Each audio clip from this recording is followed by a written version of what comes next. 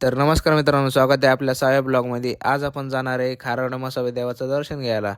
तर मी तुम्हाला देवाला दाखवणार आहे आणि तुम्ही पण दर्शन घ्या म्हसोबा देवाचं. आणि चला बघूया आता पुढे. आता जायच्या आधी आम्ही म्हणतो की जरा नाश्ता करू, कारण की आमच्या मित्रांनी लवकर जेवण केलं. मी उठलो 11 वाजता, त्यामुळे आता पोहोचतोय रामवाडीला. रामवाडीमध्ये थांबलो कारण आम्हाला करायचा होता नाश्ता.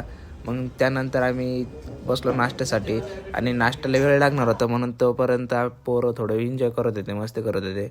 मग त्यानंतर आम्ही बाहेर गेलो आणि चहा पिलो. आपल्या भावाला बोलायचं होतं, मग काय बोल म्हणलं. हॅलो गाईज, पण आमचा नाश्ता झालेला आहे. आता आम्ही चाललोय खारोडा म्हसोबाला चाललोय आता. तर मित्रांनो, आम्ही निघलोय आता खारोडा म्हसोबाला. तर चला बघूया आता पुढचं काय होतं.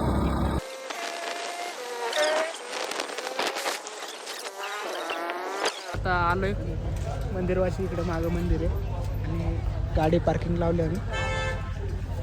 चला बघूया. ते चप्पल वगैरे 50 किलोमीटरचा प्रवास करून आपल्या भावांचा काही एन्जॉय थांबत नव्हता. यांचं अजून काहीतरी चालू होतं आणि इकडे आज रविवार होता म्हणून आज गर्दी पण खूप होती. आणि मग गर्दीमुळे थांबून 1-1.5 तासानंतर आपली वेळ आली दर्शनाची. आता मी दाखवणार आहे म्हसोबा देवाला. व्हिडिओचा अलाउड नसल्यामुळे आपल्याला काही जवळून व्हिडिओ काढता नाही आलं, तरी पण आपण थोडासा ॲडजस्ट करून घेतला. त्यानंतर आम्ही आलो बाहेर आणि बघू शकता मंदिरचा व्ह्यू. त्यानंतर आपल्या पोरांना फोटोशूट करायचा होता. फोटोशूट केल्यानंतर आम्ही निघालो घरी.